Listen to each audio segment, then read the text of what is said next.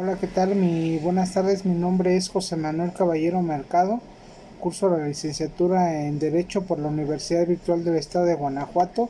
El módulo que estoy cursando es Juicios de Amparo 2. El reto que les presento es el reto número 6, que es litigio estratégico. Mi número de matrícula es 2001-1889. El nombre de mi asesor es la doctora Nelly Huerta Fernández. En esta les voy a leer la pregunta que dice que son varios casos. Yo escogí la opción número 3, que dice sentencia dictada por un juzgado cuarto de distrito en el estado de San Luis Potosí, en la que se analizó la obligación estatal de proveer del servicio de alcantarillado y saneamiento. En esta opción número 3 nos pide que respondamos unas preguntas. La pregunta número 1 es: ¿cuál es la relación del derecho al medio ambiente sano con el litigio estratégico? La regulación ambiental intenta proporcionar que el desarrollo de la nación sea sustentable. Esto es planear las políticas públicas considerando la pervivencia, la pervivencia de los recursos naturales para las generaciones futuras, ordenando mediante leyes especiales las relaciones sociales, el desarrollo económico y el aprovechamiento de los recursos naturales. Por esta razón resulta relevante conocer la naturaleza jurídica de los bienes y recursos sujetos del aprovechamiento y protección. México ha determinado que la propiedad de la tierra, agua y todos los recursos naturales comprendidos dentro del territorio nacional corresponden originalmente a la nación, de acuerdo con el artículo 27 de nuestra Carta Magna. Asimismo, se establece en favor de la nación el derecho de regular su aprovechamiento en beneficio de la sociedad, así como de realizar las acciones necesarias para su preservación, restauración y aprovechamiento sustentable. Por su parte, determina las competencias que le corresponden a los tres diferentes órdenes de gobierno federal, estatal y municipal, de acuerdo a las materias objeto de gestión ambientales. Además, la referida ley otorga los parámetros generales para cada una de las materias sujetas a regulación, como los bosques, el manejo costero, el manejo hídrico, vida silvestre, manejo de residuos sólidos y peligrosos, entre otras. Posteriormente, cada ley especial ha ido regulado de acuerdo con estos principios rectores los rubros respectivos. Como se menciona, nuestra Constitución reconoce el derecho fundamental a vivir en un medio ambiente adecuado. Sin embargo, hasta ahora solo reconocimiento no ha sido suficiente para que los interesados acudan al juicio de amparo a exigir el respeto de este derecho. Ello se debe gran parte a la tradición civil de corte individualista del mencionado juicio, la que obliga a los quejosos a demostrar un daño personal y directo en contraposición al tipo de afectación general que se produce al lesionar derechos sociales como el derecho al medio ambiente, en el que un solo acto de autoridad puede dañar bienes cuyo aprovechamiento sea incluso por actores indeterminados. El interés jurídico debe demostrarse con el agravio personal y directo que el acto le produce a un individuo, situación que está vinculada con los efectos de la sentencia, los que deben ser personales, es decir, una sentencia no puede proteger a un colectivo debiendo referirse únicamente al caso concreto. Sin embargo, existe una interpretación sobre el interés jurídico y la posibilidad de que éste pueda ostentarse por el representante de una comunidad. Este precedente se refiere a un aspecto procesal para poder acudir al amparo y no verse sobre una cuestión de fondo. La existencia de una interpretación aislada, al no contar con fuerza vinculante para ningún tribunal, no ha logrado tener repercusiones positivas en la admisión de otros casos. Por lo tanto, el criterio dominante de los tribunales sigue siendo la falta de interés jurídico para demandar este tipo de causas ambientales. Sin embargo, ello no significa que no podamos recurrir nuevamente a dicho juicio para modificar el criterio anterior. A pesar de que existen actualmente mecanismos y procesos de defensa ambiental en el plano nacional e internacional, el conocimiento y la práctica de estos instrumentos de defensa es aún incipiente, ya que existen todavía indefiniciones sobre disposiciones esenciales del marco jurídico, sobre todo en el rubro procesal, que impiden un auténtico acceso a la justicia ambiental. Nuestro país debe construir un verdadero sistema legal de defensa ambiental con criterios uniformes en las entidades federativas, estándares unificados en las legislaciones y con visión a largo plazo. De otra manera no lograremos hacer justiciable el derecho a un medio ambiente adecuado.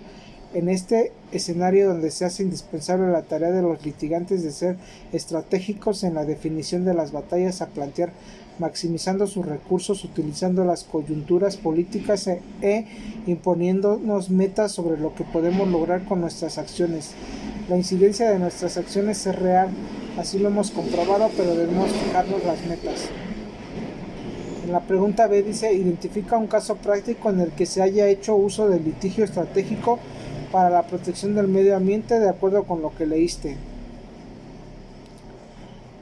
Pues un caso sería cuando una persona acude a la organización atemorizada porque una gran empresa o el propio gobierno pretende ejecutar un proyecto de gran visión dentro de sus tierras, afectándole quizás al límite de la expropiación. Siempre me sorprende la siguiente pregunta: ¿cuál es la razón para defender este caso? Inmediatamente después hago un somero análisis sobre los daños ambientales que la obra ocasionaría, las afectaciones sociales y la posible violación a la normatividad aplicable, incluidos los derechos fundamentales de los grupos localizados en el área del proyecto. Son difíciles los ejercicios de evaluación que realizamos si tenemos en cuenta que en la mayoría de los casos nuestro objeto de análisis es la viabilidad de un proyecto cuya principal bandera y justificación es el otorgamiento de un servicio público por parte del Estado o de la generación de empleados y diversos a cargo de particulares. Entonces nos confundimos un poco porque además sabemos que será una lucha grande y extenuante y que quizás no tengamos siquiera recursos humanos y económicos suficientes para plantearlo como se requiere. Pensamos también en el tamaño del opositor o contraparte, sus fuerzas, habilidades y contactos. También pensamos en que no tenemos camino que seguir, que no hay precedentes que demuestren que alguien antes de nosotros obtuvo éxito en defensa de casos de esta envergadura. Y con este pensamiento viene un coraje de lograr algo que nadie a pocos han obtenido, y con una ansiedad de dejar una brecha trazada para otros y la necesidad de trabajar para que los derechos dejen de ser letra muerta y vivan y tengan fuerza y se lean en una sentencia, y si nos ponemos ambiciosos conseguir más sentencias para dejar un camino con los jueces, sentar jurisprudencia. Finalmente pensamos que nuestros sentimientos se mezclaron y que por un lado deseamos contribuir con algo a la lucha de esta gente que nos pide ayuda, pero también deseamos abrir la brecha o por lo menos intentarlo, porque por desgracia o por fortuna, aunque perdamos el caso, ganamos solo con el ejercicio de estos derechos tan nuevos, los derechos ambientales. Si los costos que el proyecto implica resultaran en nuestros análisis más grandes de los beneficios, decidimos iniciar el caso.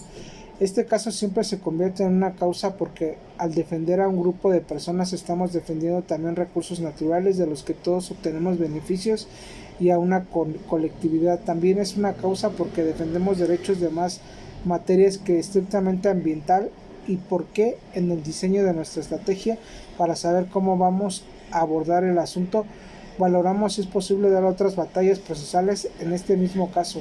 Por ejemplo, ejercitar derechos de acceso a la información del proyecto, participar activamente en la evaluación ambiental del mismo, plantear un litigio con medios aprobatorios no intentados anteriormente e incluso acudir al juicio de amparo por la violación de derechos fundamentales que, por no estar contenidos en leyes, su violación es una práctica común en casos similares, lo que nos posibilita asimismo a solicitar el amparo contra esas leyes.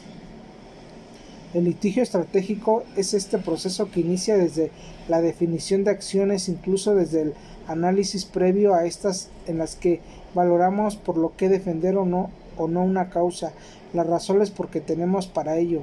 El litigio estratégico lo hace siempre o casi siempre mientras nuestras acciones tengan dirección, sean creativas y nuevas, mientras pensamos en ganar no solo el caso, sino las causas similares que vengan tras de este caso. La diferencia entre el litigio estratégico y las estrategias de litigio es que el primero requiere de la segunda siempre, pero la segunda puede presentarse sin que necesariamente se esté efectuando un litigio estratégico con visión a un futuro, con metas claras que trasciendan el caso concreto. El litigio estratégico contribuye, promueve e impulsa el acceso a la justicia a través de una defensa, sistematización, investigación y difusión de las situaciones representativas de los patrones sistemáticos de violaciones de los derechos humanos y demuestran en términos humanos cómo estas fallas estructuras afectan a las personas en su experiencia concreta y a la luz las exigencias de los estándares internacionales en la materia. En México es carente la experiencia del litigio estratégico. Litigar es una de las actividades que mayormente identifican al abogado. Hacerlo con inteligencia, cuidado y audacia es lo que diferencia es lo que diferencia a un practicante común de un buen litigante. Pero un buen litigante, para llegar a ser litigante estratégico, requiere poner al servicio del interés público todas sus destrezas. El litigio estratégico es la herramienta de pericia de los abogados con el cual contribuyen al desarrollo del derecho. De interés público es aquel que se realiza con claro objetivo de contribuir al cambio social. Ingenio, compromiso y conocimiento, podremos asegurar, se encuentra en cada actividad de litigio estratégico un caso común, corriente.